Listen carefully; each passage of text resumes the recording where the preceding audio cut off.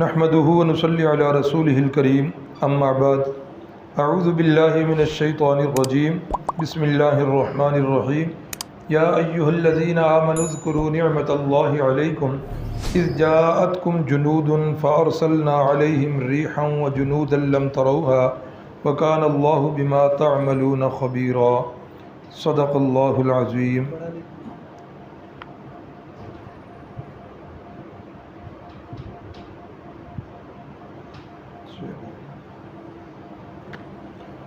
اللہ اکبر۔ 5 ہجری کے حالات و واقعات میں ہم چل رہے تھے۔ کچھ حالات و واقعات کل گزر چکے ہیں اور کچھ حالات و واقعات آپ کے سامنے ہیں۔ واقعات کے اعتبار سے یہ 5 ہجری جو ہے اس کے واقعات میں بڑی ہی تفصیل ہے۔ حافظ صاحب اگے آ جاؤ، غلام مجتبیٰ اگے آ جاؤ،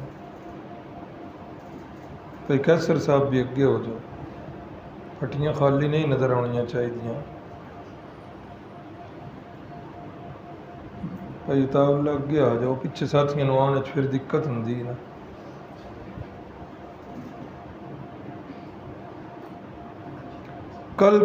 کل کا جو ہم نے پڑھا تھا غزوہ بنو نذیر، اس کے اندر بتایا تھا کہ رسول اللہ صلی اللہ علیہ وسلم نے یہودیوں کو جلا وطن کر دیا تھا۔ اکثر یہودی جو ہیں وہ خیبر میں جا بسے اور کچھ شام کی طرف چلے گئے۔ وہ مدینہ تو چھوڑ کر چلے گئے، لیکن ان کے دلوں سے وہ مدینے کی جو رہائش تھی وہ نہ نکلی۔ وہ مدینے کو اپنا وطن سمجھتے تھے، وہاں کے باغات، وہاں کی وہ ساری نعمتیں وہ ان کے دل میں تھیں۔ یہودیوں کے اندر ایک گروہ ہے، فرقہ ہے جسے صہیونی کہتے ہیں۔ یہ صہیونی یہودی جو ہے نا، یہ بڑے متعصب ہیں۔ یہودیوں کے اندر بھی یہ سب سے زیادہ متعصب ہے۔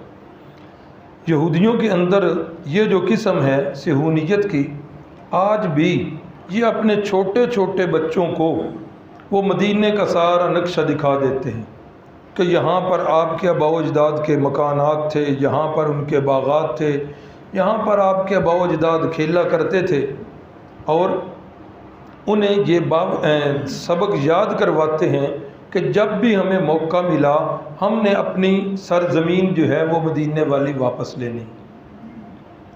یقین کریں کہ جو قوم اپنی تاریخ کو یاد رکھتی ہے اس کو مٹانا مشکل ہوتا ہے، اور جو قومیں اپنی تاریخ کو بھول جاتی ہیں ان کو مٹانا جو ہے وہ بڑا ہی آسان ہوتا ہے۔ آج ایک بڑی گہری سازش کے تحت آج ہم سے ہماری تاریخ جو ہے وہ مسخ کی جا رہی، ہماری تاریخ ہم سے بھلائی جا رہی۔ یہ میری عمر کے جو ساتھی آپ میں موجود ہیں، آپ کو یاد ہوگا بچپن میں پرائمری کی سطح پر ہماری جو مطالعہ پاکستان تھی اس کے اندر حضرت سلطان صلاح الدین ایوبی رحمہ اللہ کا تذکرہ تھا، کیوں نہیں تھا کہ نہیں؟ حضرت سلطان نور الدین زنگی، صلیبی جنگیں، ہاں یہ ہماری اسلامی تاریخ وہ بھی مٹائی جا رہی ہے، اور پھر ہماری جو قومی تاریخ ہے یہ بھی ہم سے چھینی جا رہی۔ اسلامی روایات اور اسلامی اقدار بھی ہم سے بھلائی جا رہی ہیں، اور ہماری مشرقی اور قومی روایات یہ بھی ہم سے ختم کی جا رہی۔ صہیونی آج بھی اس بات پر ڈٹا ہوا ہے کہ وہ مدینے کی جو زمینیں ہم چھوڑ کے آئے ہوئے ہیں ہم نے مسلمانوں سے وہ زمینیں واپس لے لیں۔ اللہ اکبر۔ افسوس کہ آج ہم مسلمان اس بات کو بھول گئے کہ اسلام کا پھریرا وہ تو آدھی سے زیادہ دنیا پر چھایا ہوا تھا۔ ہاں آج جو ہے کتنے ہی ایسے ممالک ہیں جو آج کفر نے ہم سے پھر جو ہے نا واپس لے لی۔ وہ جامع مسجد قرطبہ جس پر علامہ اقبال رحمہ اللہ نے پوری ایک نظم لکھی ہے، آج وہ جامع مسجد قرطبہ جو ہے کن کے ہاتھ کے اندر؟ وہ ہسپانیہ، اللہ اکبر۔ وہ طارق بن زیاد جس ساحل پر اس نے کشتیاں جلائی تھیں اور اس نے اپنے سپاہیوں سے کشتیاں جلانے کا حکم دیا، تو سپاہیوں نے کہا طارق عقل کا فیصلہ کرو، جنگ کے اندر تو دونوں چیزیں ہوتی ہیں، ٹھیک ہے فتح ہی ہوگی لیکن ممکن ہے کہ شکست ہو جائے، پھر کیا کریں گے؟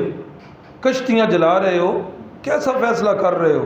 تو طارق بن زیاد رحمہ اللہ نے ایسا جواب دیا کہ جو سونے کے پانی کے ساتھ لکھنے کے قابل ہے۔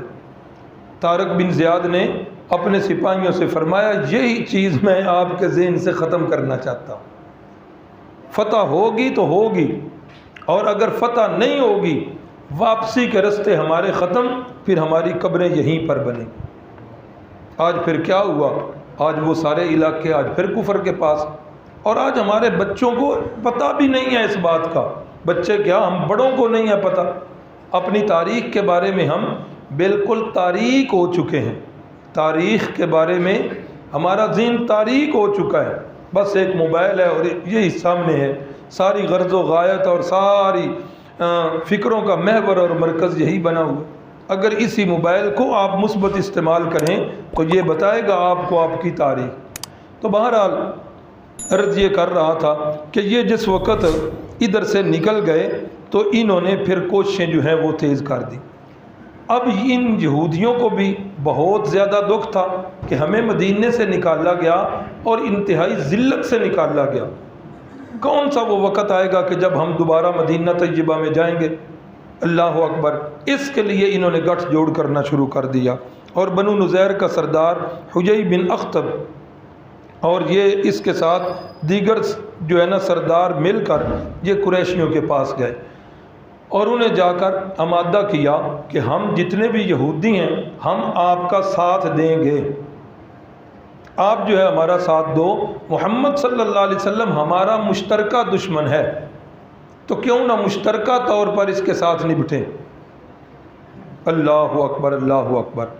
یہی وہ موقع تھا جس وقت ابو سفیان نے ان یہودیوں سے پوچھا اچھا تم مجھے یہ تو بتاؤ، ہمارا مشرکین مکہ کا دین جو ہے وہی بتوں کی پوجا والا، ہمارا دین سچا ہے کہ محمد صلی اللہ علیہ وسلم کا دین سچا ہے؟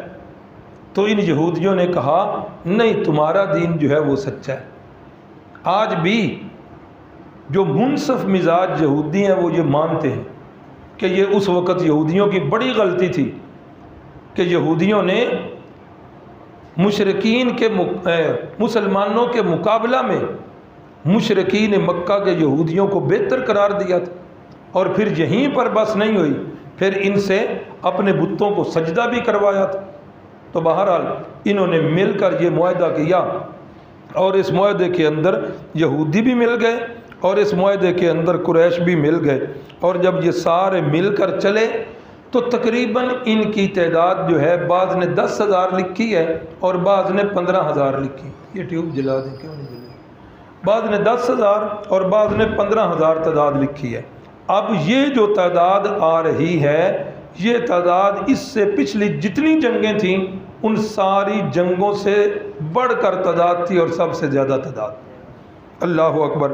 پہلے مسلمانوں کی جو مقابلہ ہوتا تھا 1 کا 3 کے ساتھ مقابلہ ہے، اب یہاں پر جو ہے کفار کا لشکر 10 یا 15,000 ہے، اور مسلمانوں کا لشکر جو ہے جو لڑائی کے قابل ہیں مدینے کے مسلمان وہ تقریباً 3,000 کے قریب، ادھر 15,000 ہو ادھر 3,000 ہو تو ایک کا مقابلہ 5 یا 6 سے ہو رہا، تو یہ بہت بڑی تعداد تھی۔ تو رسول اللہ صلی اللہ علیہ وسلم کو بھی پتہ چل گیا قریش کے عزائم کا، رحمت کائنات صلی اللہ علیہ وسلم نے مشورہ کیا، کئی چیزیں سامنے آئیں۔ حضرت سلمان فارسی رضی اللہ تعالیٰ عنہ نے مشورہ دیا اللہ کے نبی ہمارے علاقے میں جنگ کا ایک خاص طریقہ ہے، وہ یہ ہے کہ اپنے شہر کے ارد گرد جو ہے خندق کھود دی جائے، اور اس طریقے کے ساتھ خندق کھود دی جائے کہ نہ تو کوئی اس کو چھلانگ لگا کر پار کر سکے، نہ کوئی دور سے گھوڑا دوڑاتا ہوا آئے اور اس کو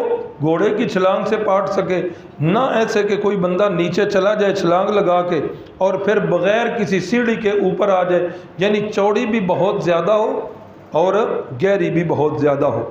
تو رسول اللہ صلی اللہ علیہ وسلم نے حضرت سلمان فارسی کے اس مشورے کو سراہا، اور اسی پر مشورہ ہوا کہ قریش کا لشکر آنے سے پہلے یہ جو ہے نا ارد گرد اس کو خندق کو کھود لینا چاہیے۔ اللہ اکبر۔ اب یہ خندق کی کھدائی شروع ہو گئی۔ میں نے لکھا ہے خندق کا مشورہ حضرت سلمان فارسی نے دیا۔ خندق کی لمبائی 3.5 میل ہے، 3.5 کلومیٹر نہیں، 3.5 میل۔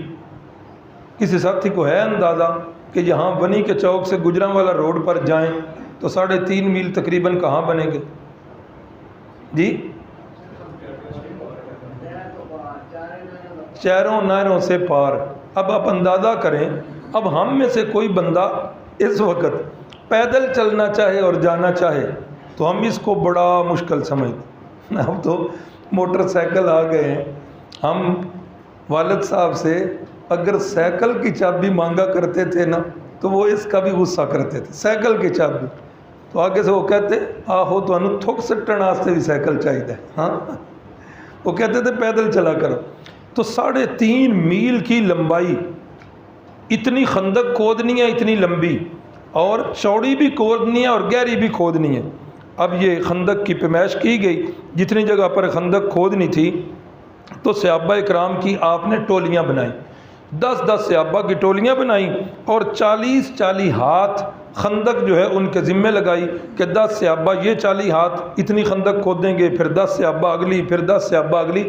اس طرح آپ صلی اللہ علیہ وسلم نے صحابہ اکرام کو ڈیوٹیاں لگا کر خندق ان کے اندر تقسیم کر دی۔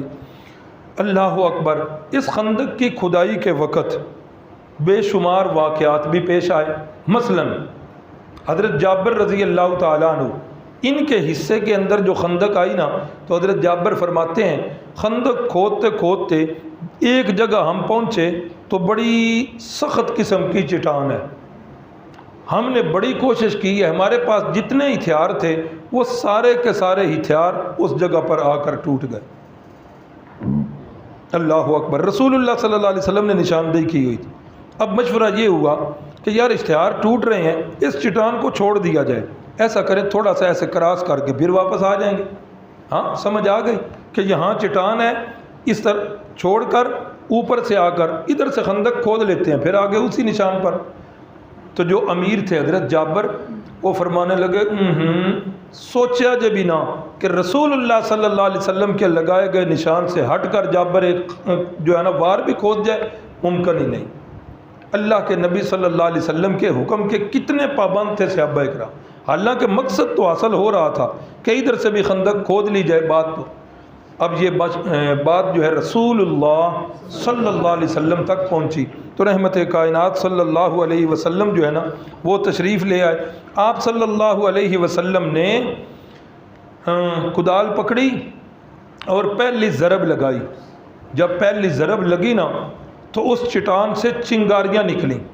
تو جب چنگاریاں نکلیں تو میرے محبوب صلی اللہ علیہ وسلم نے دیکھا چٹان کا تیسرا حصہ ٹوٹ گیا ہے، اور آپ صلی اللہ علیہ وسلم نے فرمایا اے صحابہ اکرام مبارک ہو، مجھے ملک شام کی اللہ رب العزت نے کنجیاں عطا کر دی ہیں، یعنی ملک شام اللہ تعالیٰ تمہارے ہاتھوں پر فتح کرے گا۔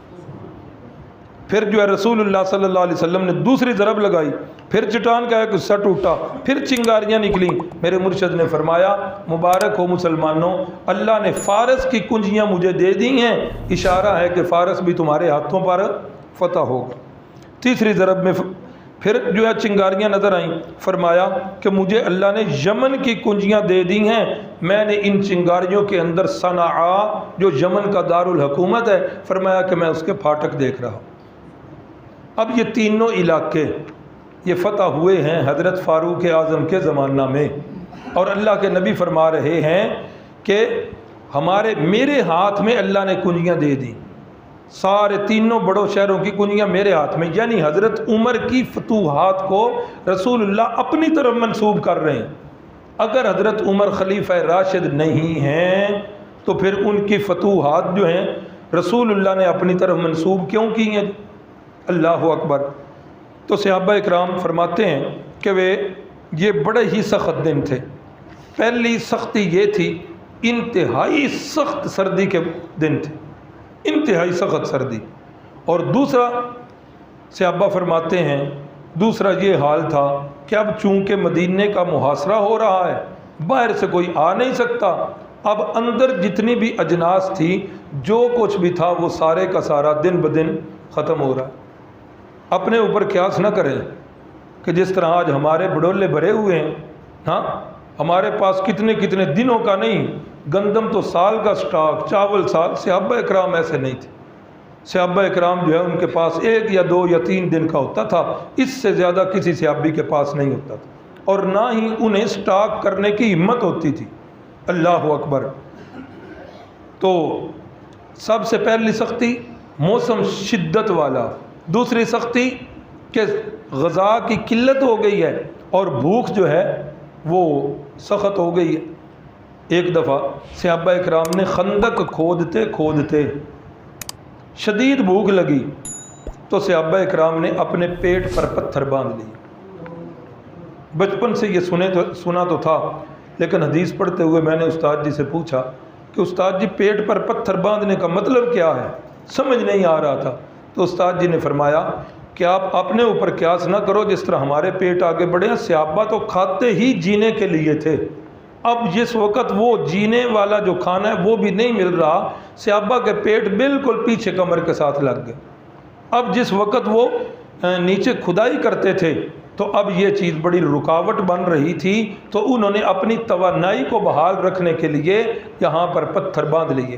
پتھر باندھ کر جب کرتے رہے، پھر جب مزید معاملہ جو ہے بھوک کا شکار ہوا تو رحمت کائنات صلی اللہ علیہ وسلم کی بارگاہ میں حاضر ہوئے اور آ کر کہنے لگے یا رسول اللہ صلی اللہ علیہ وسلم، دیکھیے بھوک کے ساتھ ہمارا کیا حال ہے۔ اللہ اکبر، اللہ اکبر۔ جب صحابہ اکرام نے اپنے پتھر دکھائے تو میرے مرشد صلی اللہ علیہ وسلم نے اپنی قمیض مبارک کا پیرہن اوپر کیا تو صحابہ نے دیکھا کہ رسول اللہ نے 2 پتھر باندھے ہوئے۔ اللہ اکبر، اللہ اکبر۔ تو صحابہ اکرام خندق کھود رہے ہیں اور کام بندہ جب لگا ہوا ہو نا، ہمارے تو مزاج میں اور چیزیں آ گئی ہیں نا، ہمارے تو کسان بھائی حال چلا رہے ہوں اس پر ٹریکٹر پر تو ساتھ گانے لگا دیتے ہیں، ہاں وہ سمجھتے ہیں کہ اس طرح وقت جلدی اچھا گزر جائے گا۔ اسی طرح جو دینی مزاج والے ہیں وہ تقریر لگا دیتے ہیں۔ تو صحابہ اکرام خندق کھود رہے ہیں، خندق کھودتے کھودتے باتیں بھی ہو رہی ہیں اور پھر صحابہ کی ٹولیاں جو ہیں وہ شعر پڑھ رہی ہیں، وقت بھی ساتھ ساتھ گزر جائے۔ اور شعر کیا پڑھ رہی ہیں؟ نحن الذین بایعوا محمدا، اللہ اکبر، نحن الذین بایعوا محمدا علی الجہاد ما بقینا ابدا۔ ہم نے اپنے پیارے محبوب کے ہاتھ پر بیعت کر لی ہے۔ کس بات پر بیعت کی ہے؟ علی الجہادی، جہاد پر بیعت کی ہے، ما بقینا ابدا، جب تک ہم زندہ رہیں گے اس وقت تک ہم جہاد کرتے رہیں گے۔ اور صحابہ اکرام جس وقت اکٹھے مل کر یہ شعر پڑھتے کیا خوب سما بن جاتا۔ اور جب ان کے اشعار رسول اللہ صلی اللہ علیہ وسلم نے سنے تو رسول اللہ صلی اللہ علیہ وسلم نے بھی جواب میں فرمایا اللہم لا عیش الا عیش الآخرہ، اللہم لا عیش الا عیش الآخرہ فاغفر الانصار والمہاجرہ۔ اے اللہ دنیا کی تو عیش ہے ہی کوئی نہیں، اللہ اکبر، اے اللہ دنیا کی عیش ہی نہیں ہے، اے اللہ عیش تو اصل میں آخرت کی ہے۔ فاغفر الانصار والمہاجرہ، اے اللہ مہاجرین کی بھی بخشش فرما دے، اے اللہ مہاجرین کی بھی بخشش فرما دے، انصار کی بھی بخشش فرما دے۔ اب جس وقت تبادلہ ہوتا صحابہ اکرام کے جذبات جو ہے اور جوان ہو جاتے، صحابہ اکرام بڑھ بڑھ کر کام کرتے۔ 6 دن کے اندر یہ اتنی لمبی جو ہے نا خندق یہ کھود کر پوری تیار کر، صرف 6 دن لگے، اتنا معاملہ بڑھ گیا اور گہری بھی اتنی ہے کہ کوئی پاٹ نہیں سکتا، چوڑی بھی اتنی ہے، اللہ اکبر۔ پھر اس خندق کی کھدائی کے درمیان مختلف واقعات جو ہیں یہ پیش آئے ہیں۔ مثلا رسول اللہ صلی اللہ علیہ وسلم کے جو معجزات ہیں ان کا ظہور ہوا ہے۔ جس وقت حضرت جابر رضی اللہ تعالیٰ عنہ نے وہ رسول اللہ صلی اللہ علیہ وسلم کی 2 پتھر بندھے ہوئے والی حالت دیکھی تو حضرت جابر جو ہے ان بیچاروں سے نہ دیکھا گیا، اپنی تو خیر ہے، اللہ کے نبی کی بھوک کا یہ حال۔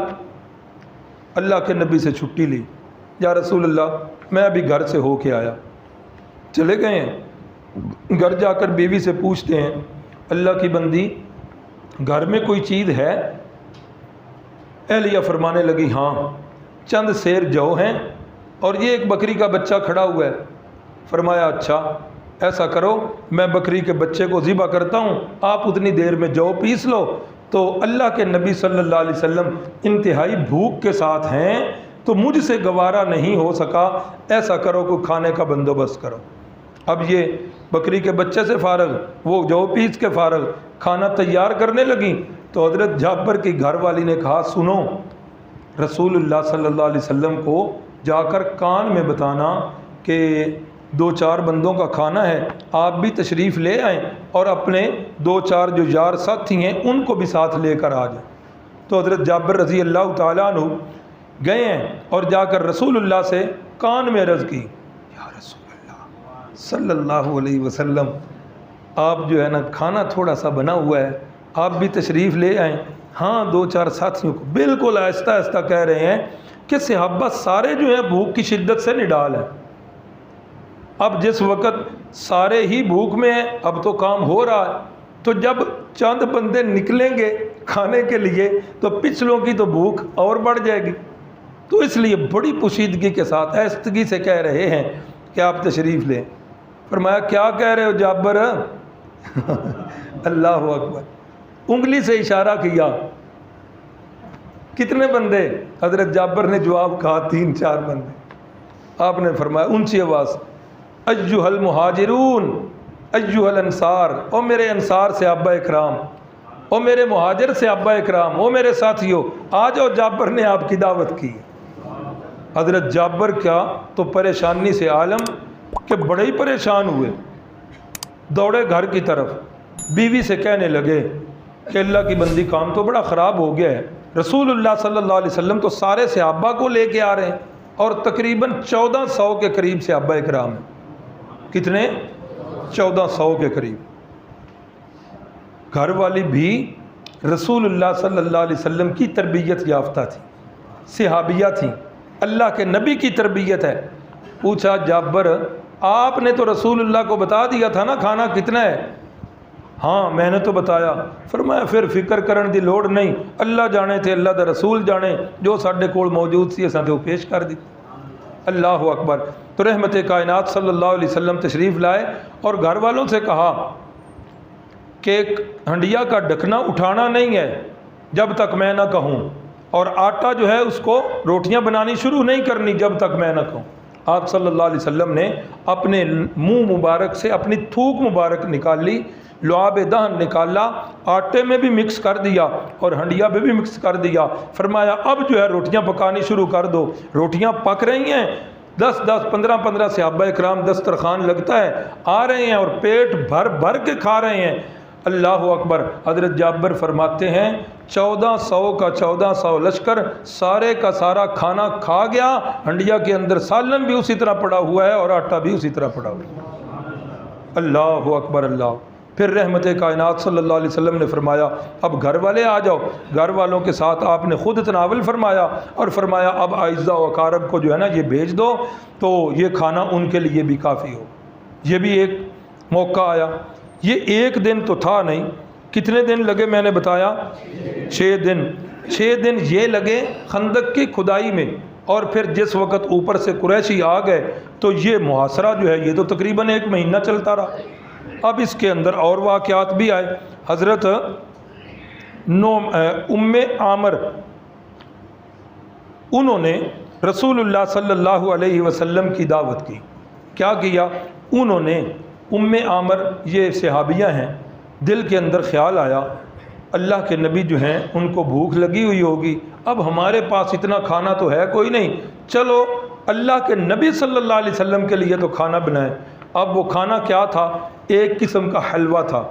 حلوہ جو ہے انہوں نے پکایا اور پلیٹ کے اندر یا کسی چھوٹے ڈونگے کے اندر ڈال کر اوپر سے ڈھکا اور ڈھک کے رسول اللہ صلی اللہ علیہ وسلم کے پاس خیمے میں لے آئے۔ اماں جان حضرت ام سلمہ کے خیمے میں رحمت کائنات موجود ہیں، تو جب یہ تحفہ لا کر دیا گیا تو جب وہ حلوہ آیا تو رسول اللہ صلی اللہ علیہ وسلم نے اس موقع پر چونکہ خیمے کے اندر تھے تناول فرمایا، اور تناول فرمانے کے بعد باہر آ کر صحابہ اکرام کو آواز دی، بھائی آ جاؤ، آپ سب کے کھانے کا انتظام ہو چکا ہے۔ اور پھر یہ ایک ڈونگا تھا اور سارے کے سارے صحابہ اکرام نے اسے بھی کھایا، اور یہ جو ہے ڈونگا پھر بھی اسی طرح بچ گیا۔ ایک اور صحابی ہیں حضرت نعمان بن بشیر، ان کی ہمشیرہ فرماتی ہیں کہ ایک دفعہ جو ہے نا والدہ نے مجھے کہا، اب دیکھیں نا صحابہ تو صحابہ رہ گئے، صحابیات بھی کتنی جان نثار ہیں، خود بھوکی رہ رہی ہیں، اور رسول اللہ صلی اللہ علیہ وسلم کی سب کو فکر ہے، سب کو فکر ہے۔ اللہ اکبر۔ فرماتی ہیں کہ پلیٹ کے اندر کھجوریں ڈالی، میں کھجوریں لے کر جا رہی ہوں، رسول اللہ صلی اللہ علیہ وسلم نے بلا لیا، فرمایا کیا ہے؟ کھجوریں ہیں۔ فرمایا ادھر لے آ۔ آپ صلی اللہ علیہ وسلم نے دسترخوان بچھایا، کھجوریں اوپر بکھیر دیں، اور صحابہ سے فرمایا آ جاؤ جی، آپ کی دعوت کا آج پھر انتظام ہو گیا۔ اور یہ کھجوریں جو ہیں صحابہ اکرام کھاتے گئے، سیر ہو کر سب نے کھجوریں کھائیں، اللہ رب العزت نے اتنی برکت ڈال دی۔ تو یہ معجزات کا ظہور یہ بھی ہوا، یہ بھی معجزات ہے کہ کھانا جو ہے بڑھ گیا، اور وہ جو پتھر کو آپ نے ضربے لگائی، چنگاریاں نکلیں، تو وہ بھی ایک معجزہ تھا رسول اللہ صلی اللہ علیہ وسلم کا۔ اللہ اکبر۔ اسی خندق کی کھدائی کے اندر اب فکر اس بات کی ہے کہ جلدی جلدی کریں، خندق کو کھود لیں، ایسا نہ ہو کہ کوئی ایک تھوڑی سی جگہ بھی بچ گئی، قریشی آ گئے، اس جگہ کو پل بنا کر استعمال کریں گے اور مدینے پر چڑھائی کریں گے، ہماری ساری محنت ضائع چلی جائے گی۔ ہمت کرو جی۔ اب اس خندق کی کھدائی میں ایک دن ایسا بھی آیا کہ آپ صلی اللہ علیہ وسلم کی ظہر کی نماز بھی قضا، عصر کی نماز بھی قضا، مغرب اور عشاء 4 نمازیں قضا ہو گئیں۔ تو رسول اللہ صلی اللہ علیہ وسلم نے بد دعا بھی دی، فرمایا ملا اللہ بیوتہم وقبورہم نارا، اللہ ان کی قبروں کو اور ان کے گھروں کو جہنم کی آگ سے بھر دے، کما شغلونا عن الصلاۃ الوسطی، جس طرح کہ انہوں نے ہمیں نمازوں سے مشغول کیے رکھا ہے، اللہ ان کی قبروں کو اور گھروں کو آگ سے بھر دے۔ پھر آپ صلی اللہ علیہ وسلم نے نمازیں جو ہیں پھر قضا کی ہیں۔ ایک دو روایات ہیں، گو کہ مضمون کے متعلق تو نہیں لیکن وہ بات آ گئی ہے، روایات ہیں، کتابوں میں ملتی ہیں کہ ایک دفعہ سیدنا علی المرتضیٰ رضی اللہ تعالیٰ عنہ کی نماز جو ہے وہ قضا ہو گئی، ہاں، تو آپ صلی اللہ علیہ وسلم نے سورج کو حکم دیا تو وہ واپس پلٹ آیا اور حضرت علی نے پھر وہ نماز ادا کی۔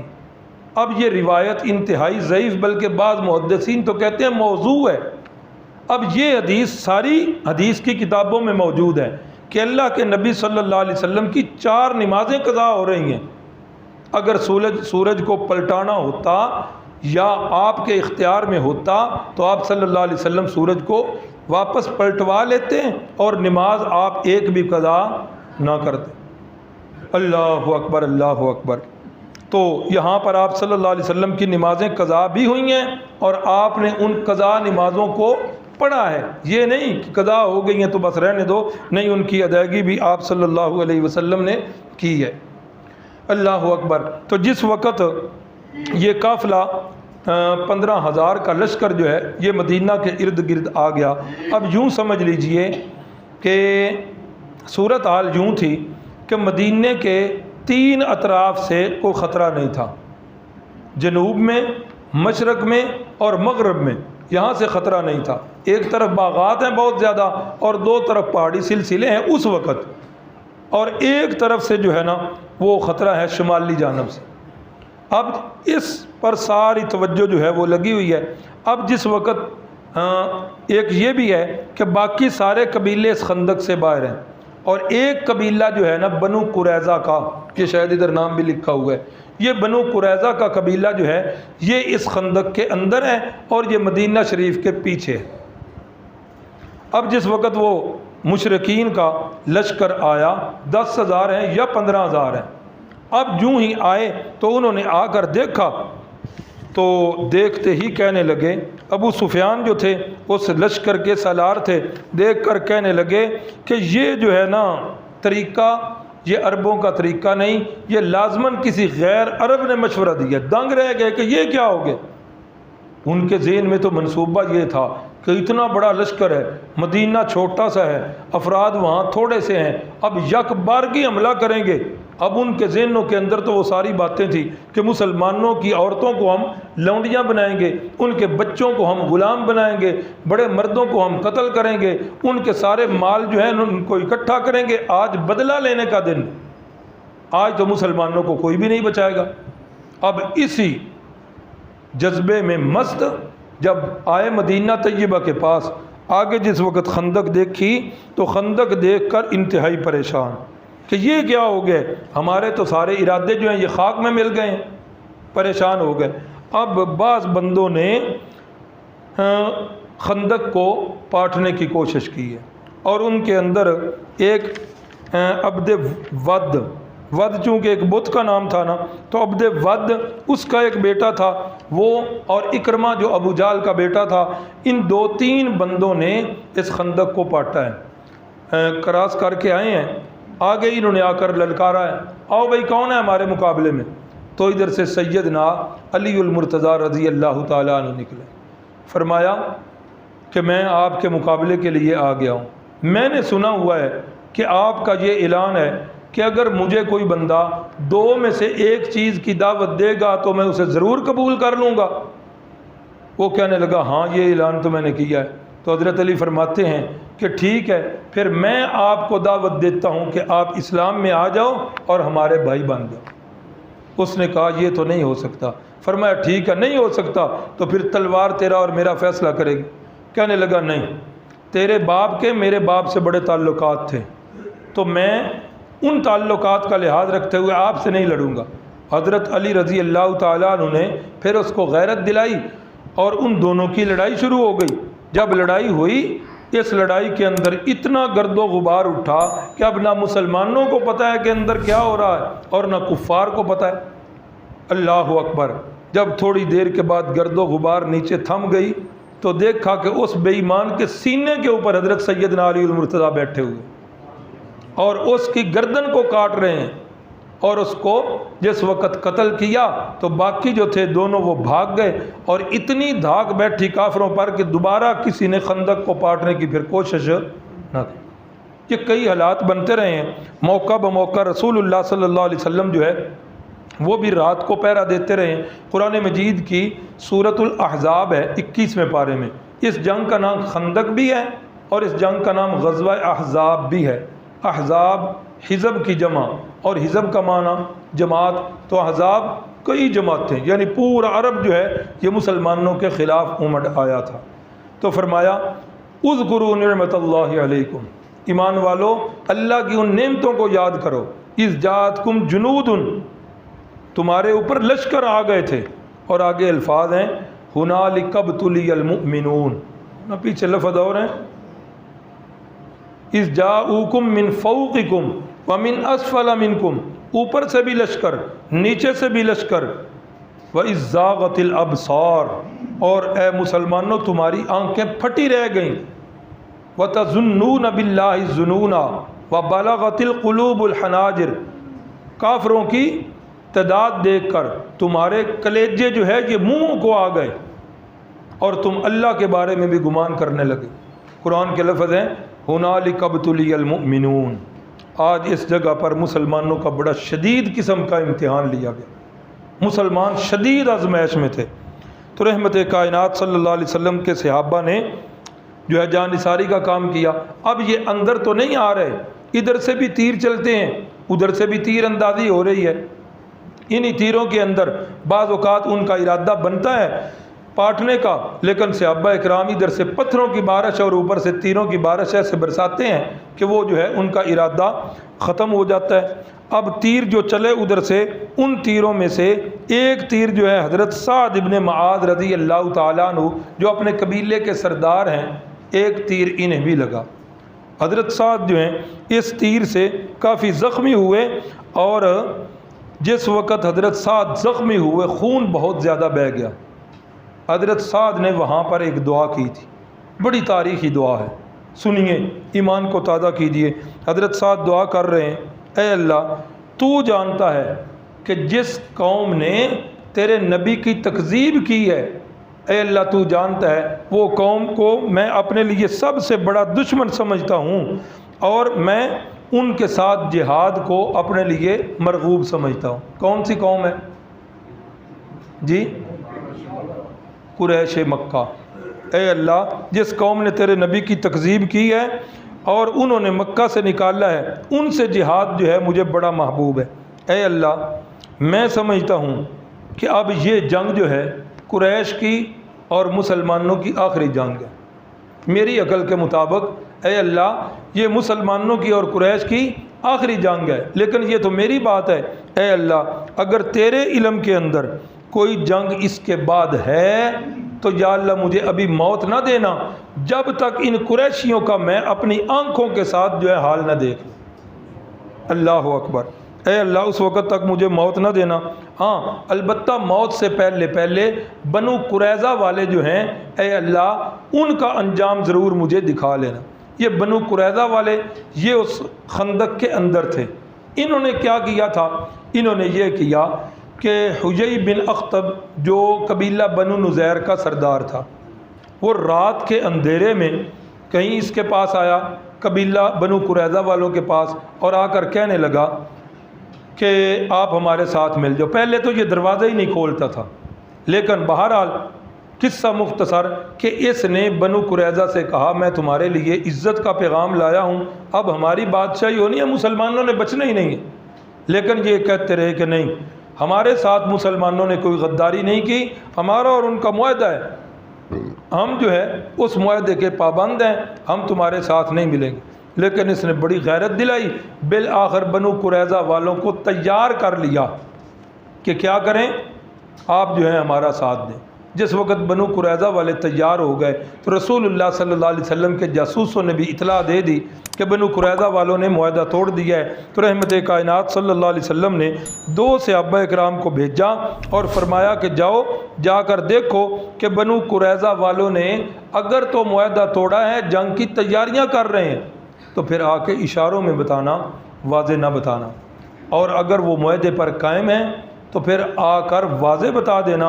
اللہ کے نبی وہ ان سے نہیں ملے۔ اب جب یہ 2 صحابہ گئے وہاں جا کر دیکھا تو وہ تو بالکل جنگ کی تیاریوں میں، اور یہاں تک بولے کہنے لگے ہمارا تو مسلمانوں کے ساتھ معاہدہ ہی کوئی نہیں ہے، ہم تو ان کا ساتھ دیں گے۔ تو یہ صحابہ اکرام واپس آ گئے اور رسول اللہ صلی اللہ علیہ وسلم کو انہوں نے آ کر بتایا۔ اسی لیے حضرت سعد نے فرمایا اے اللہ اگر اس کے بعد کوئی جنگ ہونی ہے تو ابھی موت نہ دینا، پھر اس جنگ تک مجھے باقی رکھنا، اور اگر ابھی موت آنی ہے، کوئی جنگ اور نہیں ہونی، تو پھر بھی میری ایک یا اللہ دعا ہے کہ جب تک بنو قریظہ جنہوں نے رسول اللہ سے بدعہدی کی ہے، جب تک میں ان کا انجام نہ دیکھ لوں تب تک مجھے موت نہ دے۔ اللہ اکبر۔ اب یہ بنو قریظہ والے یہ بھی ادھر مل گئے۔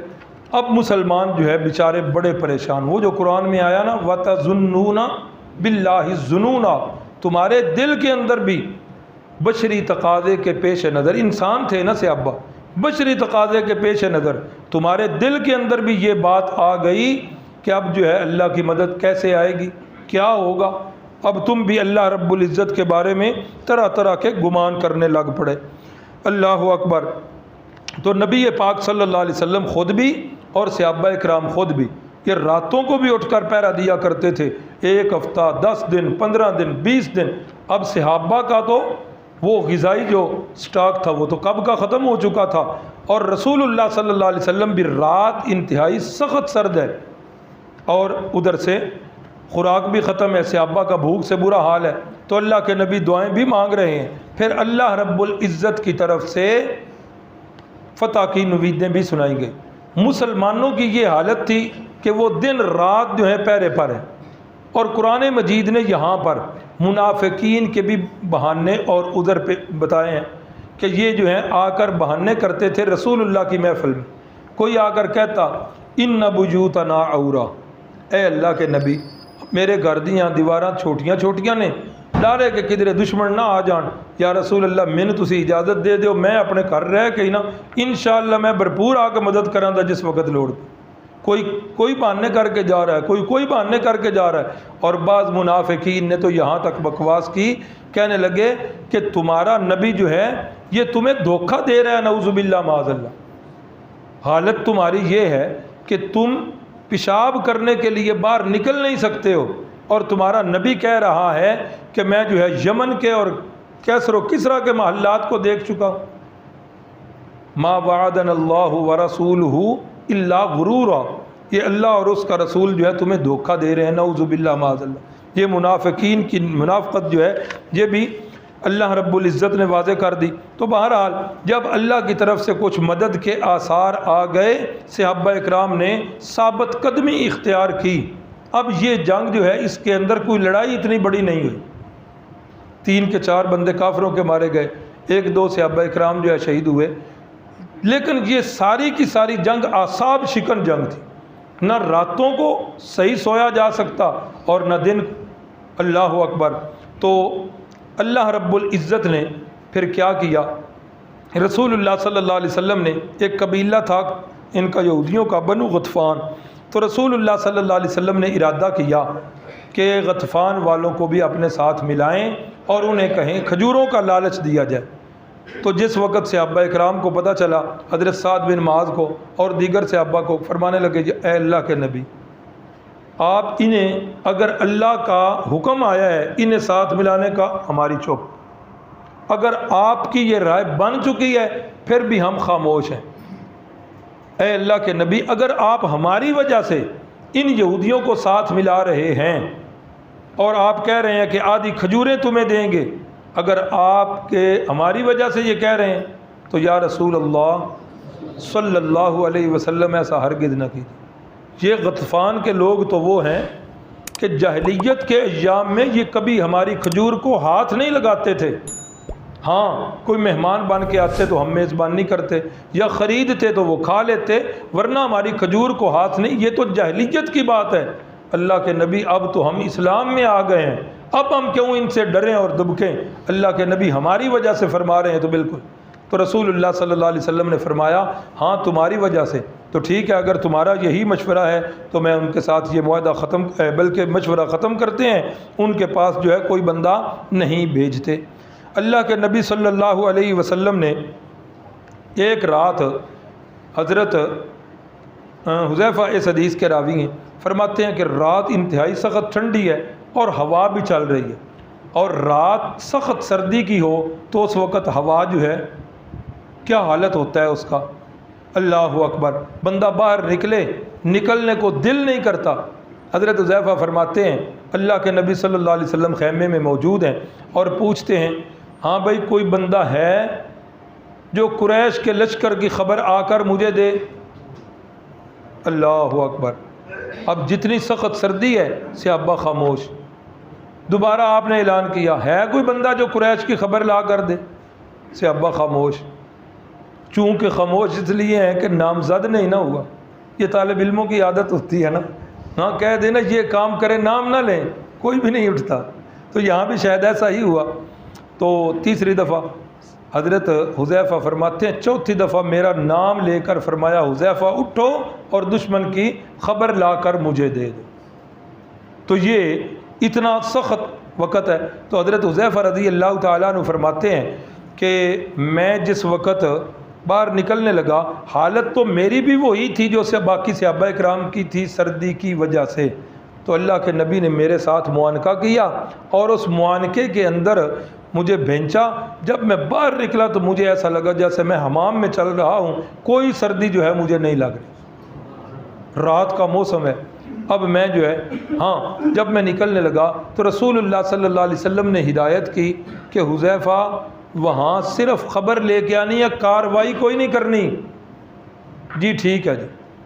فرماتے ہیں کہ جب میں گزرا قریش کے لشکر میں پہنچا تو وہاں جا کر کیا دیکھتا ہوں کہ وہاں پر سخت اندھیری چل رہی ہے اور خیمے کے اندر جو ہے ان کے باہر کھانے بھی بن رہے ہیں۔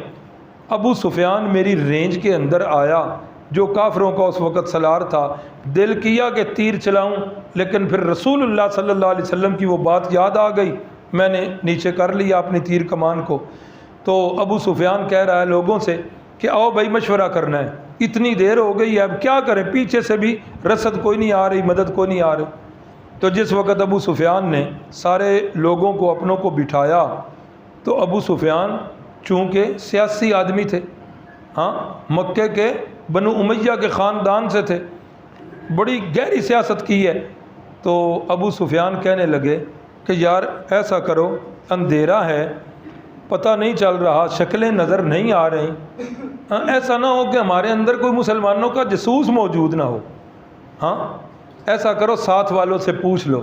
حضرت حذیفہ فرماتے ہیں ایک لمحے کے لیے تو میں گھبرا گیا کہ میرا اگر پتہ چل گیا تو کام خراب ہونا ہے۔ فرماتے ہیں اللہ نے میرے دل میں بات ڈالی، میں نے جلدی جلدی وہ جو ساتھ بیٹھا تھا اس کو تھپڑ مارا، ہاں بھائی بتا کیا نام ہے تیرا اور کس قبیلے سے ہو؟ اس نے اپنا نام بھی بتایا اور اس نے اپنا، میں کہا اچھا تو پھر اپنا بندہ خیر ہے، ہاں تو اس کو جرت نہ ہوئی کہ وہ مجھ سے بھی پوچھ لے۔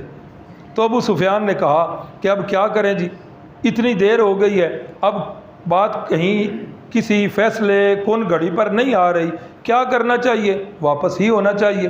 اب یہی مشورہ ہو رہا تھا کہ حضرت حذیفہ یہ خبر لے کر واپس آئے تو رسول اللہ صلی اللہ علیہ وسلم کو اسی اندھیری رات کے اندر خبر سنائی، تو حضرت حذیفہ فرماتے ہیں رسول اللہ صلی اللہ علیہ وسلم اس خبر کو سن کر اتنا ہنسے اور مسکرائے کہ اندھیری رات کے اندر آپ کے دندان مبارک اتنے چمکے اور جگمگائے کہ اندھیری رات میں بھی وہ سفید نظر آ رہے۔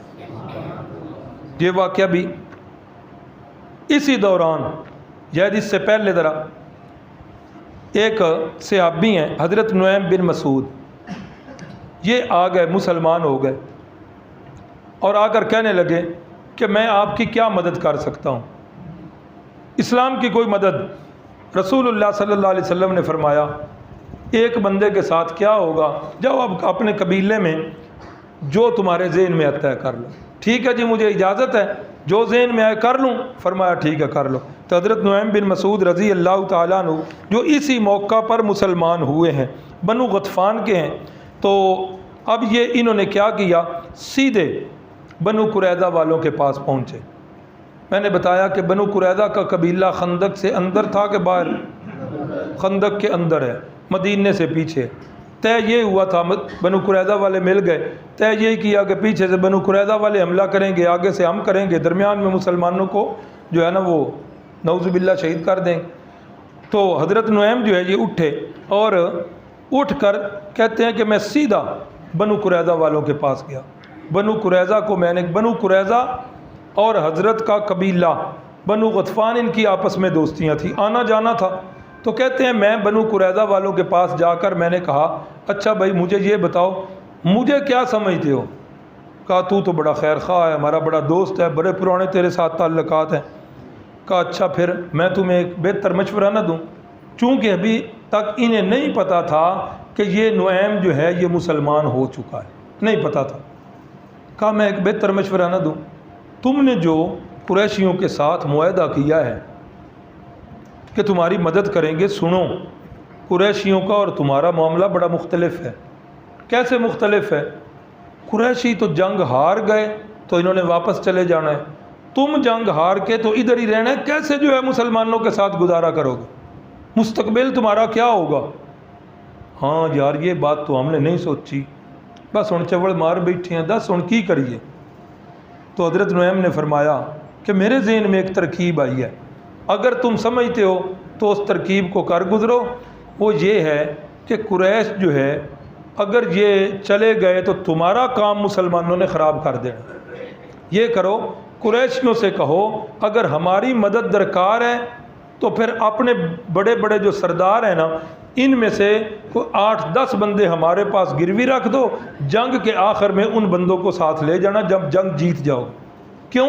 اس لیے کہ اگر جنگ ہار گئے تو ہم جو ہے پھر کیا کریں گے، ہمارے بڑے تحفظات ہیں، جب تمہارے بندے ہمارے پاس ہوں گے پھر تم بھی صحیح لڑو گے۔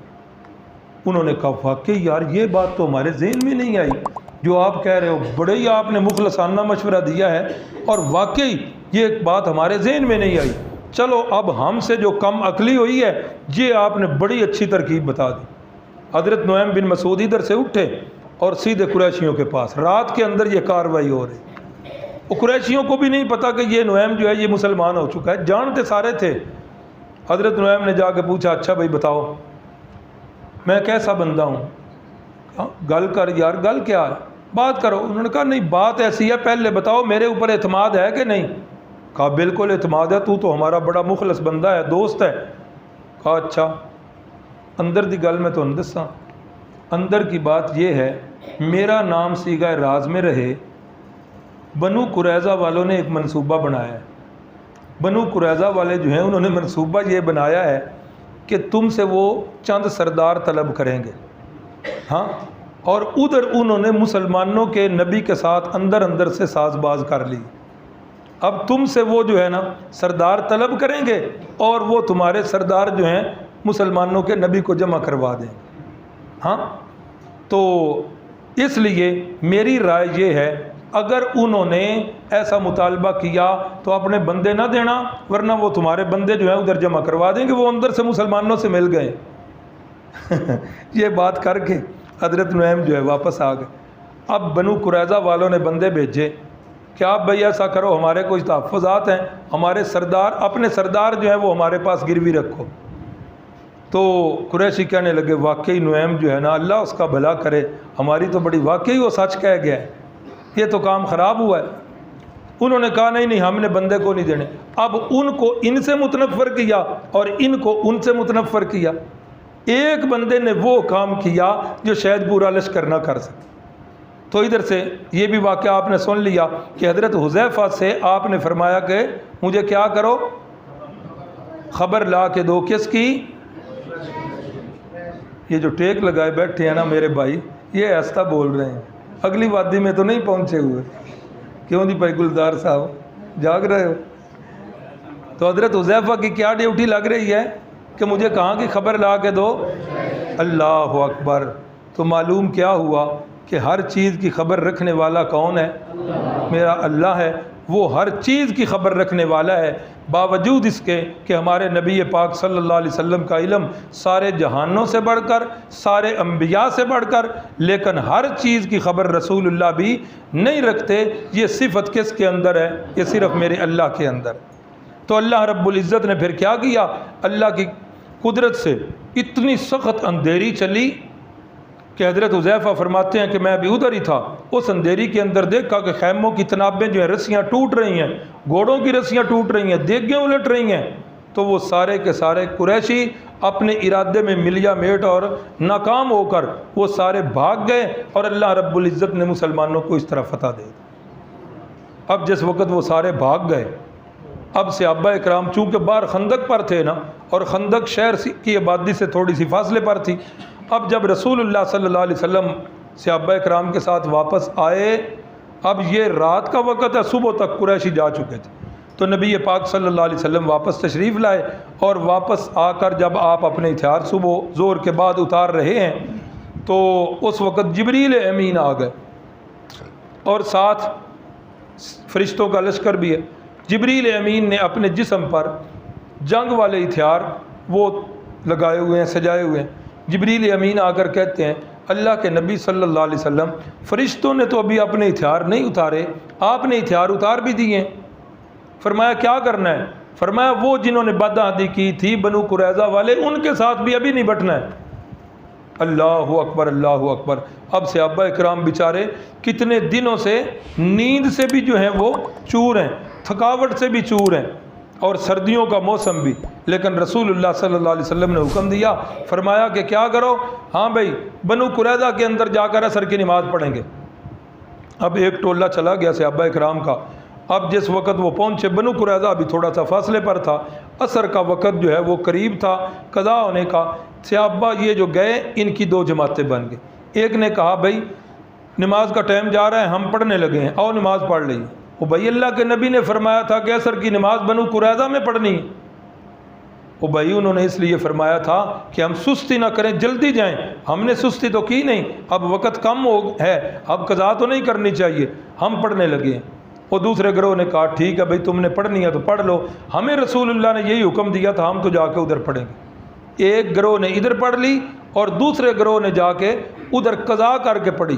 تو رسول اللہ صلی اللہ علیہ وسلم کو جب بتایا گیا تو آپ صلی اللہ علیہ وسلم نے کسی ایک پر بھی نکیر نہیں کی، اور یہ نہیں فرمایا کہ تم نے غلط کی۔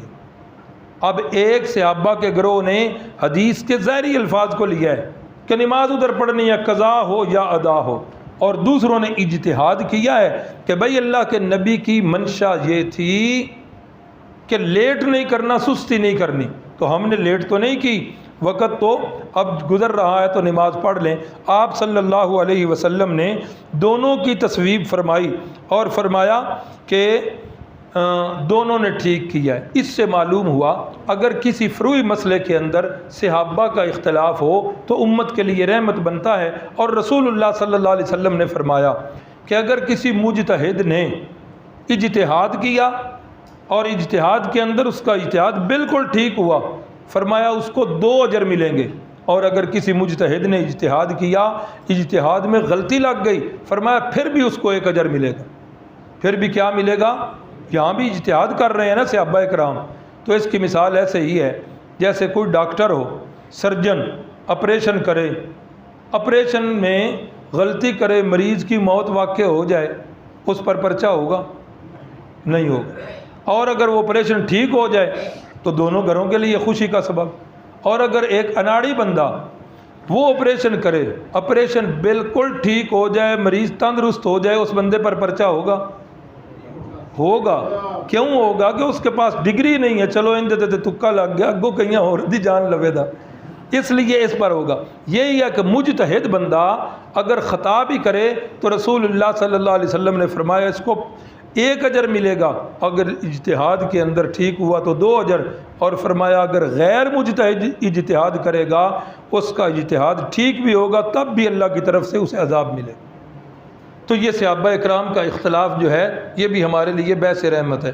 اسی کے اندر 5 ہجری کے اندر ام المومنین حضرت زینب رضی اللہ تعالی عنہا، ان کا نکاح ہوا۔ ان کا نکاح پہلے ہوا تھا حضرت زید کے ساتھ۔ حضرت زید کون ہے؟ یاد ہے؟ رسول اللہ صلی اللہ علیہ وسلم کے منہ بولے بیٹے ہیں، ان کے ساتھ نکاح ہوا تھا۔ اللہ اکبر! یہ بھی ایک منافقین دفان نے بدتمیزی کھڑا کر دیا، وہ دیکھو جی یہ بندہ تو ہر چیز ہی بدل رہا ہے۔ آج تک تو یہی دستور تھا کہ منہ بولے بیٹے کی بیوی وہ حقیقی بہو ہوتی ہے، اب یہ جو ہے نا اس کے ساتھ نکاح کر بیٹھا ہے۔ تو رسول اللہ صلی اللہ علیہ وسلم نے یہ نکاح کیا، اور اس نکاح میں اللہ اکبر ہے لمبا واقعہ، لیکن مقصودی چیزیں بتاتا ہوں۔ جب اللہ کے نبی نے رشتہ مانگا تو حضرت زینب کے بھائیوں نے پس و پیش کی کہ ہم قریشی ہیں، زید ٹھیک ہے آپ کا بیٹا ہے، لیکن سب جانتے ہیں کہ آپ کا حقیقی بیٹا نہیں ہے، اس کا نسب اور ہے، ہمارا قریشیوں والا نسب ہے، تو یہ بات برابری کی نہیں ہے۔ اللہ نے آیات نازل فرما دیں، وما كان لمؤمن ولا مؤمنة اذا قضى الله ورسوله امرا ان يكون لهم الخيرة من امره۔ کسی مومن مرد یا عورت کے لائق نہیں ہے کہ اللہ کے نبی ایک فیصلہ کر چکے ہیں اور اس کے اندر کسی مومن مرد یا عورت کو اختیار نہیں رہتا۔ جب یہ آیات نازل ہوئیں تو وہ حاضر ہو کر فرمانے لگے ہم نے تو مشورہ سمجھا تھا، اگر حکم ہے تو ہماری بہن آپ اس سے نکاح کر دیں۔ نکاح ہو گیا، لیکن نکاح کے بعد نباہ نہ ہوا، اس لیے کہ دلوں کو جوڑنے والی ذات کون ہے؟ اللہ کی ذات۔ اب اندازہ کریں رسول اللہ صلی اللہ علیہ وسلم نکاح کرنے والے ہیں، اللہ کے نبی کی منشا یہ ہے کہ یہ طلاق نہ ہوئے۔ وَإِذْ تَقُولُ لِلَّذِي أَنْعَمَ اللَّهُ عَلَيْهِ وَأَنْعَمْتَ عَلَيْهِ، آگے کیا ہے؟ امسک علیک زوجک، زید وہ تیری بیوی ہی رہے گی، اپنی بیوی کو اپنے پاس رکھ، واتق اللہ، زید اللہ سے ڈر، نہ اطلاق دے۔ حضرت زید روزانہ پریشان، اللہ کے نبی کیا کروں؟ آج بھی ایسے ہوا ہے، آج بھی ایسے ہوا ہے۔ رسول اللہ صلی اللہ علیہ وسلم چاہتے تھے کہ طلاق نہ ہو، لیکن پھر طلاق ہوئی کہ نہ ہوئی؟ معلوم ہوا کائنات کے سارے معاملات میں مرضیاں کس کی چلتی ہیں؟ میرے اللہ کی۔ ما تشاءون الا ان یشاء اللہ، جو تم چاہو گے وہ نہیں ہوگا، ہوگا وہی جو میرا اللہ چاہے۔ تو کائنات کے اندر مرضیاں اسی کی چلتی ہیں۔ اب جب یہ طلاق ہو گئی تو پھر رسول اللہ صلی اللہ علیہ وسلم نے کیا کیا؟ زینب کے خاندان والے بہت بڑا صدمہ تھا، بیٹی کو بہن کو طلاق ہو گئی ہے، اور اس طلاق کے بعد ان کی دل جوئی کے لیے رسول اللہ صلی اللہ علیہ وسلم نے حضرت زینب کے ساتھ نکاح کیا۔ معلوم ہوا کہ میاں اور بیوی کے دلوں کو جوڑنے والا کون ہے؟ اللہ رب العزت ہیں۔ رسول اللہ نے فرمایا جتنے انسان ہیں ان قلوب بنی آدم بین اصبع الرحمن، فرمایا سارے انسانوں کے دل اللہ کی 2 انگلیوں کے درمیان ہیں، یقلب کیف یشاء، وہ جس طرح چاہے الٹ پھیر کر دے۔ اللہ اکبر۔ لیکن اس طلاق والے معاملے کو ناک کا مسئلہ نہیں بنایا گیا کہ جس گھر کے ساتھ طلاق ہوئی ہے ان سے لین دین ختم، نہیں۔ معلوم ہوا اللہ نے یہ معاملہ کس لیے کروایا؟ تاکہ یہ معاملہ بھی سنت طریقہ رائج ہو جائے، پتہ چلے کہ طلاق کے بعد جو ہیں وہ ان کے ساتھ حالات کیسے رکھ لیں۔ یہ بھی ہے لقد کان لکم فی رسول اللہ اسوۃ حسنہ۔ اللہ اکبر۔ تو اب جس وقت رسول اللہ صلی اللہ علیہ وسلم کا یہ نکاح ہوا، اور یہ نکاح کہاں پر ہوا؟ یہ نکاح کہاں پر ہوا؟ آسمانوں پر ہوا۔ اللہ نے یہ نکاح کیا اور اللہ نے فرمایا اے محبوب زوجناکہا، اس عورت کا نکاح ہم نے آپ کے ساتھ۔ وہ یہی تو بات تھی جس کو بے ایمان اس نے مرزے نے لیا، کانے نے محمدی بیگم پر عاشق ہو کے کہتا ہے اس کا نکاح میرا اللہ نے میرے ساتھ آسمانوں پہ کر دی، اسی کی اس نے نقل کی نا بے ایمان۔ تو اب جب حضرت زینب جو ہے ان کے ساتھ نکاح ہو گیا تو یہاں رسول اللہ صلی اللہ علیہ وسلم نے ولیمہ کیا، تو یہ ولیمے کے بڑے تفصیلی احکام جو ہیں یہ اسی موقع پر نازل ہوئے۔ صحابہ اکرام بیٹھے رہے، گپ شپ لگاتے رہے، خوشی کا موقع ہے۔ اللہ کو یہ بات پسند نہ آئی، فرمایا کہ جس وقت ایمان والو تمہیں بلایا جائے تو اس وقت آ جایا کرو، وَإِذَا طَعِمْتُمْ فَانْتَشِرُوا، کھانا کھا لو تو پھر بیٹھنے کا کوئی تک نہیں ہے، اٹھ کے چلے جاؤ۔ وَلَا مُسْتَأْنِسِينَ لِحَدِيث، یہاں بیٹھ کر گپے نہ لگاؤ۔ اللہ اکبر۔ تو بڑے تفصیلی احکام جو ہے ولیمہ کے یہاں پر وہ نازل ہوئے ہیں۔ تو اس کے بعد حضرت ثمامہ بن اسال رضی اللہ تعالیٰ عنہ، یہ بھی اپنے علاقے کے بہت بڑے سردار تھے، تو یہ بھی اسی 5 ہجری کے اندر مسلمان ہوئے ہیں۔ یہ بھی ایسا ہوا کہ یہ اپنے علاقے سے مکہ کی طرف جا رہے تھے عمرہ کرنے کے لیے، اور انہوں نے اس سے پہلے رسول اللہ صلی اللہ علیہ وسلم کا بھی ایک مرتبہ قتل کا پروگرام بنایا، اللہ نے مطلع کر دیا، اور بعض صحابہ بھی ان کے ہاتھ سے شہید ہوئے۔ اتفاقاً یہ جا رہے تھے تو صحابہ اکرام کی جو پیٹرولنگ پولیس تھی مدینے کے دفاع کے لیے، ان کو پتہ چل گیا، انہوں نے پکڑا اور پکڑ کر لا کر رسول اللہ صلی اللہ علیہ وسلم کو بتایا۔ فرمایا اس کو کیا کرو، مسجد نبوی کے ستون کے ساتھ باندھ دو۔ تو ان کو ستون کے ساتھ باندھ دیا گیا۔ 1 دن بھی گزر گیا، 2 دن بھی گزر گئے، 2-3 دن بعد رسول اللہ صلی اللہ علیہ وسلم گزرے۔ فرمایا ثمامہ کی حال ہے؟ فرمایا جی ٹھیک ہاں۔ کی خیال ہے؟ فرمایا کہ اگر قتل کرو گے نا تو میں لوارث کوئی نہیں، میرا قبیلہ پڑھ کے تو انتقام لے لوے گا، اور اگر احسان کرو گے تو انشاءاللہ ایک ایسے بندے پر احسان کرو گے جو احسان کا بدلہ دینا جانتا ہے۔ کتنی رقم چاہیے بتاؤ، وہ رقم آپ کو پہنچ جائے گی۔ رسول اللہ صلی اللہ علیہ وسلم خاموشی سے گزر گئے۔ دوسرے دن بھی پھر پوچھا، تیسرے دن بھی ثمامہ یہی جواب دے رہے ہیں کہ جو میں نے کہنا تھا وہ کہہ دیا، قتل کرو گے تو لوارث نہیں ہو، قبیلہ پہنچ کے بدلہ لے لے گا، اگر آزاد کرو گے تو ایک احسان والے بندے کو اپنا احسان چکانا آتا ہے، تو اگر پیسے چاہیے تو وہ بتا دو۔ 2-3 دن کے بعد رسول اللہ صلی اللہ علیہ وسلم نے حکم دیا، ہاں 2-3 دن جب تک وہ بندے رہے، فرمایا کہ اس کی خوب خاطر مدارت کرو۔ فرمایا میری اونٹنی کا دودھ دھو کے اس کو پلاؤ، کھانا بھی اچھا دیا گیا، جو میسر تھا دیا گیا۔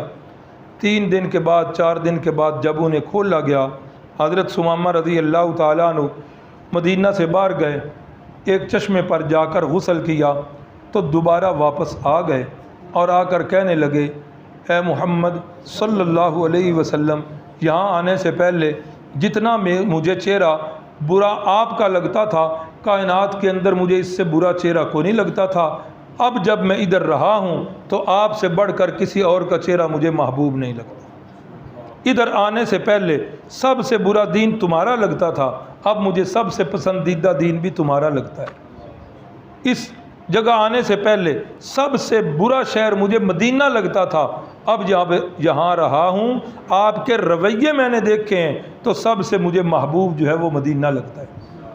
ادھر میں تمہاری نمازوں کو دیکھتا رہا ہوں، تمہاری گفتار کردار کو دیکھتا رہا ہوں، دل کے اندر تو میں اسلام قبول کر چکا تھا لیکن اظہار نہیں کیا تھا۔ کوئی یہ نہ کہے کہ قید کے ڈر سے اس نے اسلام قبول کر لیا، اس لیے اب جب آزاد ہوا ہوں، اب واپس آیا ہوں، ہاتھ بڑھائیے، ثمامہ کو بیعت کر کے اپنا غلام بنا لیجیے۔ تو حضرت ثمامہ رضی اللہ تعالیٰ عنہ یہ بھی اسی 5 ہجری کے اندر مسلمان ہوئے۔ حضرت اکرمہ نے اسلام قبول کیا تھا کہ نہیں؟ جی کیا تھا، فتح مکہ پر جو ہے وہ کیا تھا۔ بھائی کی طبیعت خراب ہے، اللہ اکبر۔ صحابہ اکرام خندق کھود کر خود کس طرح باہر نکلتے تھے؟ ہاں بڑا اہم سوال ہے جی۔ یہ خندق کھودنے والے ہیں نا، انہوں نے تو اپنا انتظام کیا ہوا تھا، ہاں تو وہ تو دشمنوں کے لیے تھا کہ کوئی انتظام نہ ہو، وہ سیڑھیاں یا جو کچھ بھی تھا وہ۔ پچھلے سوموار سے طبیعت ناساز ہے، اللہ کرے کرم کرے جی، اللہ کریم۔ اگر کوئی بندہ آپس میں معاملہ کرتا ہے اور بیانہ دے دے تو سودا کی واپسی پر بیانہ کے ساتھ اتنی رقم دینا یا لینا جائز ہے کہ نہیں؟ رہنمائی کر دیں۔ بیانہ جو کیا گیا ہے نا، اگر وہ سودا طے نہیں ہوتا تو بیانہ کی رقم اتنی واپس دینا لازم ہے، وہ کوئی بندہ رکھ نہیں سکتا۔ اگر کوئی رکھے گا تو وہ جو ہے نا قیامت والے دن دے گا، جب سودا ہوا ہی نہیں ہے۔ کہ ہمارے علاقے میں دستور ہے کہ اگر وہ پھر جائے تو بیانے کے ساتھ ڈبل رقم دے گا، یہ بھی دستور بالکل غلط ہے۔ بنو قریظہ کے پاس صحابہ پہنچے، اس کے بعد آگے کچھ لکھا ہی نہیں، میں کیا کہوں۔ بسم اللہ الرحمن الرحیم، الحمد للہ رب العالمین والعاقبۃ للمتقین، اللہم صلی علی سیدنا و مولانا محمد النبی الامی وعلی آلہ وسلم۔ اللہم انت الہنا لا الہ الا انت رب السماوات والارض، انت رب العرش العظیم، اللہم انت علی کل شیء قدیر، اللہم انت ربنا ونحن عبادک نستغفر اللہ ربی من کل ذنب ونتوب الیہ، اللہم من احییتہ منا فاحیہ علی الاسلام ومن توفیتہ منا فتوفہ علی الایمان۔ اے اللہ، آج شب جمعہ ہے، ہفتے کی 7 راتوں میں یہ سب سے بہترین رات ہے۔ اے میرے مالک، اس رات کی برکت سے ہمارے گناہوں کو اے اللہ دور فرما دے، ہمارے گناہوں کو معاف فرما دے۔ اے اللہ، ہمارے بیماروں کو صحت اور تندرستی سے نواز دے۔ اے اللہ، روحانی طور پر تو ہم سارے ہی بیمار ہیں، اے اللہ گناہوں کی بیماریاں ہم سب کو لاحق ہیں۔ اے اللہ، ہمیں روحانی اور جسمانی بیماریوں سے بچائے رکھنا اور ہمیں صحت اور تندرستی سے نواز دینا۔ اے اللہ، بیماری بھی ہوتی تو رحمت ہی ہے تیری طرف سے کہ اس سے گناہ جو ہیں بندے کے جھڑ جاتے ہیں، لیکن اللہ ہماری طبیعتیں جو ہیں انتہائی کمزور ہیں، تیری اس رحمت کی متحمل نہیں ہیں۔ اے اللہ، تو بیماری والی نعمت کو تندرستی والی نعمت کے ساتھ تبدیل فرما دے۔ اے میرے مالک، یہ جتنے میرے بھائی یہاں بیٹھے ہوئے ہیں تیری بارگاہ میں ہاتھ کھڑے کیے بیٹھے ہیں، اے اللہ ان کے ہاتھوں کو خالی واپس نہ لوٹانا، ان کے دلوں کے اندر جو ان کی جائز خواہشات ہیں اے میرے مالک ان کی تکمیل فرما دے۔ اے میرے مالک، رشتوں کے سلسلے میں جو احباب پریشان ہیں، بھائی پریشان ہیں، بہنیں پریشان ہیں، اے اللہ سب کے لیے مناسب رشتوں کا انتظام فرما دینا۔ اے میرے مالک، جو حلال روزگار کی وجہ سے پریشان ہیں انہیں حلال روزگار نصیب فرما دینا۔ جن بیچاروں کے پاس اپنے مکان نہیں ہے، اے اللہ اگر اپنا مکان ہی نہ ہو تو سکون ہوتا ہی نہیں ہے، اے اللہ ان کو اپنے مکان نصیب فرما دے اور ہم سب کے لیے اے اللہ جنت کے مکانوں کا بھی انتظام فرما دے۔ اے میرے مالک، جو ہمارے ہی ساتھی بیچارے بے اولاد ہیں، یہ پریشانی ہے، اے اللہ ان کے آنگن میں بھی ننھے ننھے پھول دے دے، ان کے گھروں کی بھی رونقیں بحال فرما دے، اے اللہ ان کی آنکھوں کی ٹھنڈک بھی نیک اور صالح اولاد عطا فرما دے۔ اے میرے مالک، ہم سب کو شرک سے، بدعات سے، جاہلیت کی رسومات سے، کسی کا حق کھانے سے ہم سب کو محفوظ و مامون فرما دے۔ اے اللہ اسلام والی زندگی اور ایمان والی موت نصیب فرما دے۔ جن صحابہ کے تذکرے پڑھے اور سنے، اللہ ہمیں ان کے نقش قدم پر چلا دے۔ ہمارے فلسطینی بہن بھائیوں کی مدد فرما دے، ان کے دشمنوں کو تباہ و برباد فرما دے۔ اے اللہ ہماری دعا کو قبول فرما لے۔ اے اللہ دعاؤں کو سننے والا بھی تو ہی ہے، قبول کرنے والا بھی تو ہی ہے، تیرے سوا دعاؤں کو قبول کرنے والا کوئی نہیں ہے۔